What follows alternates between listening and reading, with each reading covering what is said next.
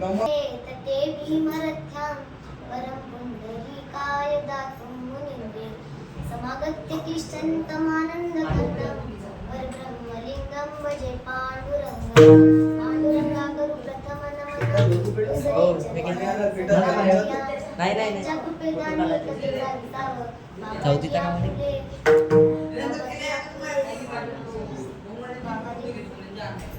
आणि आपण बसत असताना कृपाळू उद्धार माझ ज्ञानेश्वर तया नमस्कार वारंवार न पाहे अति गुणाचा विचार भक्त करुणा करे ज्ञाना पायी बलती अभावे शरण जाता भेटी पाडी तसे तुटी जन्म व्याधी न पाहे अति गुणाचा विचार भक्त करुणा करे ज्ञानाबाई ज्ञानाबाई माझी अनाथांची माय जनार्दनी पाय वंदितसे न पाहे अति कुणाचा विचार भक्त करुणा कर ज्ञानाबाई विठ्ठल विठ्ठल.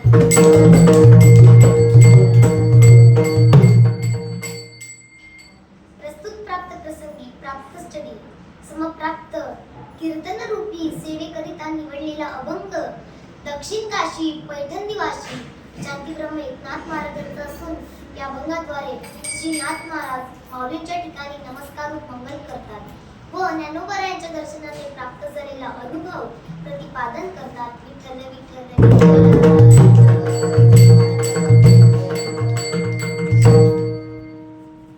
कृपाळू उद्धार माझा ज्ञानेश्वर. याच्यात आपल्याला प्रामुख्याने 4 वर्ग दिसले. किती वर्ग? 4. पहिला, कृपाळूही नाही आणि उद्धारही नाही. दुसरा, कृपाळू आहे पण उद्धार नाही. तिसरा, उद्धार आहे पण कृपाळू नाही. आणि चौथा, कृपाळूही आहे आणि उद्धारही आहे.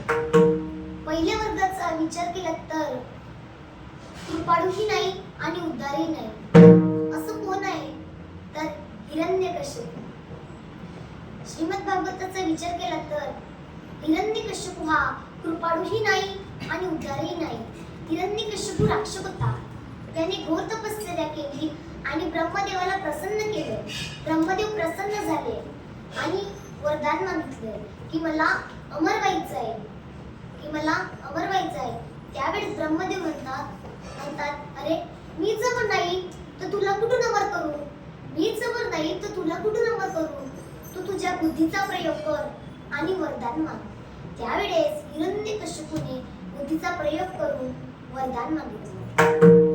1,60,30,10,700 वर्ष 9 महिने आणि 9 दिवस. एवढेच नाही तर त्या हिरण्यकश्यपा काय झाले, मला आत मरण नको, बाहेर मरण नको, दिवसा मरण नको, रात्री मरण नको, मला अस्त्राने मरण नको, शस्त्राने मरण नको, पशुकडून नको, मनुष्याकडून नको, ब्रह्मदेवातल्या कोणत्याही सजीवांकडून नको. ब्रह्मदेव म्हणतात तथास्तु. वर प्राप्त झाल्यानंतर हिरण्यकश्यपू राज्यात परत आला. राज्यात आल्यानंतर यज्ञ करू लागला, साधू संतांना मारू लागला, सामान्य जनतेला त्रास देऊ लागला आणि जिकडे तिकडे फक्त त्राईमाम त्राईमाम त्राईमाम विठ्ठल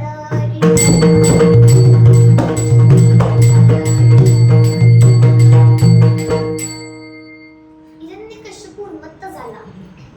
ज्या वेळेला मनुष्य उन्मत्त होत असतो, आता मनुष्य कशाने उन्मत्त होत असतो तर धनाने, पैशाने, सौंदर्याने, सौंदर्याने, शारीरिक बलाने उन्मत्त होत असतो. मनुष्याचे पतन होत असते. म्हणून गरिबी आली तर लाजू नये, गरिबी आली तर लाजू नये आणि श्रीमंती आली की माजू नये. कबीरदास महाराज म्हणतात जीवना दो दिन मामय जीवा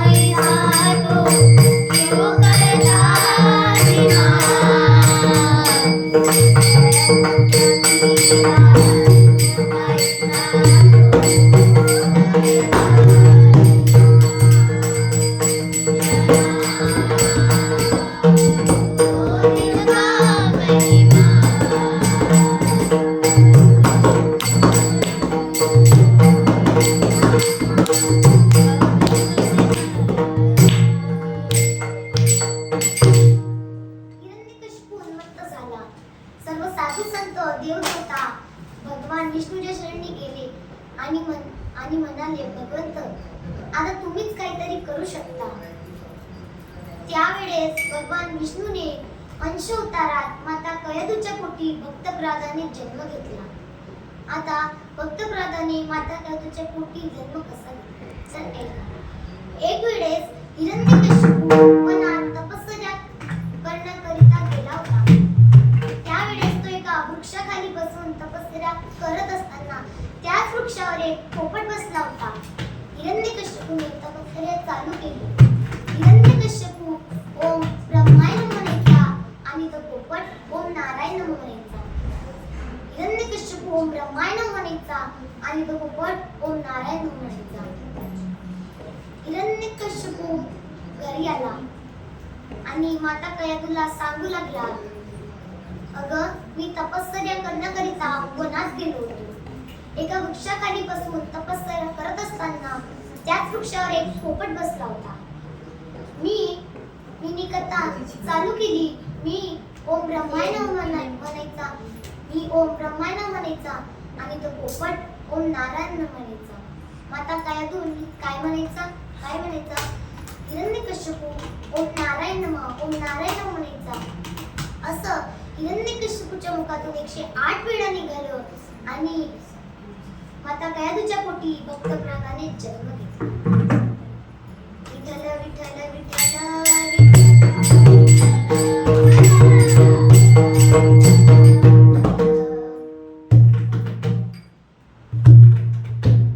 भक्तप्रल्हाद खेळू लागला, बागडू लागला. भक्तप्रल्हाद 5 वर्षाचा असताना त्याला गुरुकुलात टाकलं. तो गुरुकुलात देवाचं नामस्मरण शिकला, हरिपाठ शिकला, भगवद्गीता शिकला.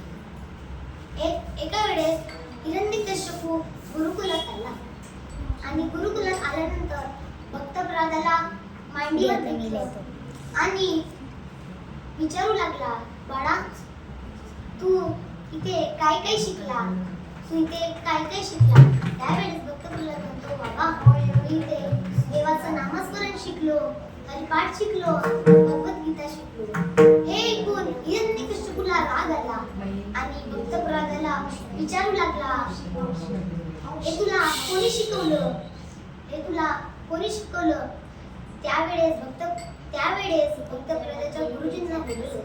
गुरुजींना विचारलं, हे तुम्ही शिकवलं? गुरुजी म्हटले, नाही. मित्रांना विचारलं, हे तुम्ही शिकवलं? मित्र म्हटले, नाही. काही दिवसानंतर भक्तप्रल्हाद राज्यात आला. राज्यात आल्यानंतर असुर बालकांना उपदेश करू लागला की तुम्ही नारायण नारायण करा. चला तर आपणही भजन करूया.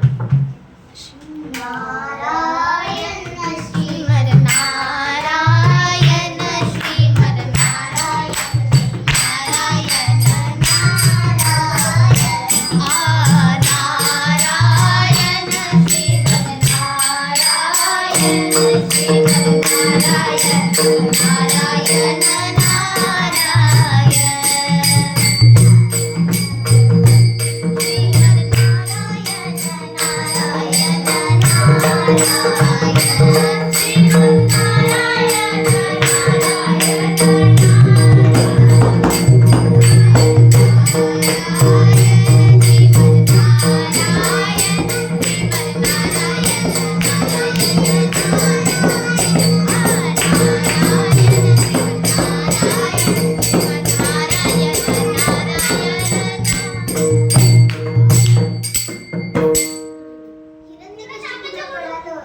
त्याच्या राज्यात कोणी देवाचं नामस्मरण करून राहिला.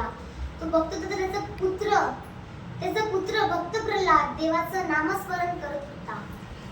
हिरण्यकशिपू राक्षस होता आणि त्याच्या दरबारात देवाचं नामस्मरण होत होत त्याला कळालं तेव्हा हिरण्यकश्यपू भक्त प्रल्हादाचा छळ करू लागला. त्याला मारण्यासाठी खूप उपयोग केला, पण भक्त प्रल्हाद हा मरत नव्हता. हिरण्यकश्यपूने विचारलं, तुला वाचवणारा कोण? तुला वाचवणारा कोण आहे? त्यावेळेस भक्त प्रल्हाद म्हणतो, मला वाचवणारा माझा भगवंत आहे, या जगाचा मालक आहे तो. त्यावेळेस हिरण्यकश्यपू विचारतो, कुठे आहे तुझा जगाचा मालक? कोण आहे तुझा भगवंत? त्यावेळेस भक्त प्रल्हाद म्हणतो, माझा भगवंत कुठे नाही हे विचारा. त्यावेळेस हिरण्यकश्यपू म्हणतो, हा खांब्यात आहे, हा खांब्यात आहे का तुझा भगवंत? त्यावेळेस भक्त प्रल्हाद म्हणतो, हो, हा खांब्यात आहे माझा भगवंत. त्यावेळेस हिरण्यकश्यपूने खांब्याला लाथ मारली. खांब्यावर लाथ मारली, दुर्जने स्तंभी नारायण प्रगटला.